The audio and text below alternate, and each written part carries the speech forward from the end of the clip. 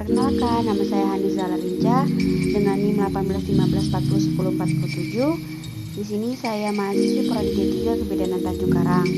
Warahmatullahi wabarakatuh. Kembali lagi dengan saya Haniza Larinca. Di sini saya akan membahas tentang kehamilan ektopik terganggu atau KET.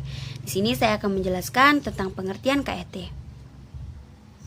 Pengertian KET atau kehamilan ektopik terganggu adalah kehamilan yang terjadi tidak di dalam rahim, dan kondisi ini tentunya dapat terjadi pada wanita yang sudah aktif secara seksual. Kehamilan yang terjadi di luar rahim ini bisa terjadi pada indung telur, tuba falopi atau saluran indung telur, leher rahim, bahkan di rongga perut. Umumnya terjadi karena penyempitan tuba falopi. Akibatnya sel telur yang telah dibuahi menjadi tertahan, lalu berkembang di saluran tersebut, sehingga menyebabkan kehamilan ektopik terganggu. Selanjutnya kita akan menjelaskan tentang etiologi. Etiologi penyebabnya belum diketahui secara pasti. Etiologi dibagi menjadi 3, yaitu ada faktor mekanis, faktor fungsional, dan faktor lainnya. Yang pertama kita akan membahas tentang faktor mekanisnya ya. Faktor mekanis adanya infeksi saluran telur, adapun kehamilan ektopik sebelumnya menjadi penyebab kehamilan ektopik selanjutnya. Kemudian adanya tumor juga akan mempengaruhi eket atau secara mekanis. Kemudian juga ada endometriosis dan kelainan pertumbuhan embrio seperti tuba yang sempit, kemudian panjang dan berleku-leku. Selanjutnya kita akan membahas tentang faktor fungsional ya. Faktor fungsional merupakan faktor yang memperlambat perjalanannya ovum yang telah dibuahi ke dalam kovum uteri, seperti migrasi eksternal ovum dan migrasi internal ovum. Kemudian pada wanita yang hanya mempunyai satu ovarium, adanya perubahan mobilitas pada tubanya. Selanjutnya kita akan membahas faktor lainnya ya. Faktor lainnya adanya kelainan zigot yaitu kelainan kromosom ataupun malforasi, adanya penggunaan kromosom eksogen dan ekstrogen seperti pada kontrasepsi oral, adanya pemakaian antibiotik pada infeksi tuba karena tuba itu akan menyempit kalau diberikan antibiotik. Kemudian pada wanita sekitar umur 30 tahun. Gejala dan tanda.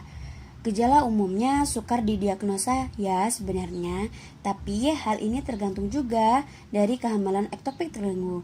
Biasanya apabila sudah lama itu dari ibu biasanya mengalami perasaan sakit serta adanya pendarahan. Gejala atau tandanya ada yang khususnya juga, yaitu dibagi menjadi 4. Ada amenorrea, nyeri perut bawah, pendarahan, serta nyeri bahu.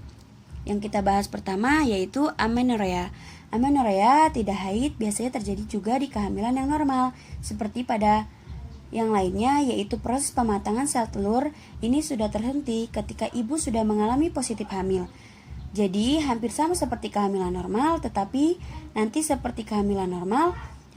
amenorrea ini akan langsung hingga terjadinya kematian janin ataupun robekan pada dinding tubanya. Itu dia yang membedakan kehamilan normal dengan kehamilan terganggu. Selanjutnya kita akan membahas tentang nyeri perut bawah. Nyeri perut bawah gejalanya utama ya, karena akibat peragangan dinding tuba ataupun ruptur tuba.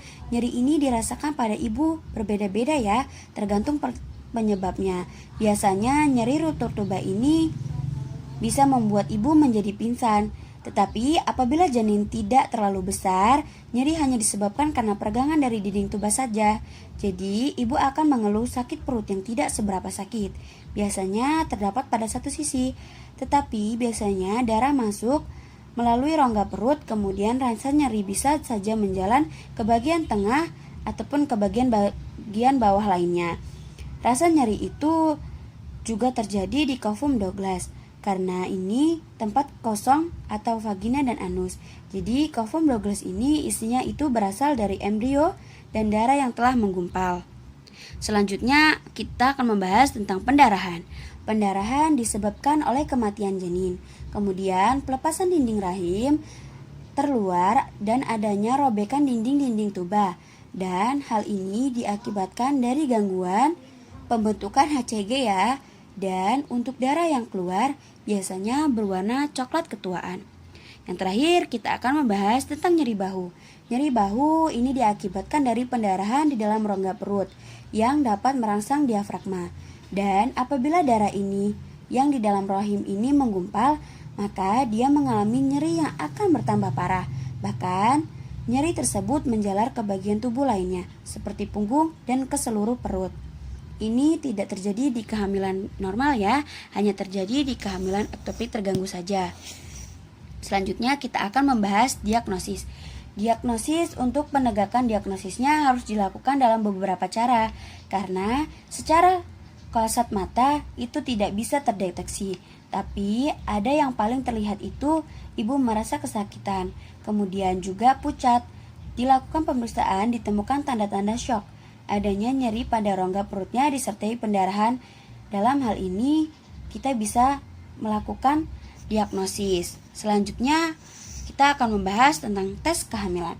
Tes kehamilan untuk menegakkan diagnosis itu tesnya positif ya, hampir sama dengan kehamilan normal pada umumnya. Selanjutnya kita akan menjelaskan tentang pemeriksaan umum. Pemeriksaan umum biasanya ibu hamil itu nampak kesakitan dan wajahnya terlihat pucat. Kemudian adanya pendarahan pada rongga perut dengan tanda-tanda syok. Kemudian pada jenis ini perut terlihat sedikit besar dan disertai nyeri tekan. Selanjutnya anamnesis. Untuk anamnesis biasanya haidnya terlambat dalam beberapa waktu. Untuk kehamilan muda biasanya terjadi nyeri perut bagian bawah. Laparoskopi juga alat bantu diagnosisnya ya. Sekarang kita lanjut ke USG.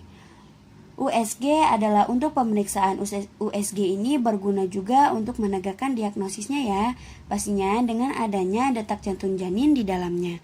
Kuldosintesis merupakan suatu pemeriksaan untuk mengetahui apakah di dalamnya Covum Douglas tadi itu terdapat darah atau tidak. Caranya itu sangat berguna untuk menegakkan diagnosis dari kehamilan ektopik terganggu. Selanjutnya ke laboratorium ya. Laboratorium yang diperiksa Hb atau hemoglobinnya dan sejumlah sel darah merahnya. Dalam hal ini bisa saja menegakkan diagnosis kehamilan ektopik terganggu, terutama pada tanda pendarahan di dalam rongga perutnya. Selanjutnya kita akan ke pemeriksaan ginekologi. Biasanya adanya rasa nyeri pada serviks, kemudian apabila uterus sedikit membesar. Lalu kita juga tidak bisa membedakan antara tumor dengan batas-batasan yang jelas biasanya sukar untuk ditentukan. Itulah tadi penjelasan dari kehamilan ektopik terganggu. Kurang dan lebihnya mohon maaf. Wassalamualaikum warahmatullahi wabarakatuh. Jangan lupa di subscribe, like, and share ya. Tunggu video selanjutnya. See you.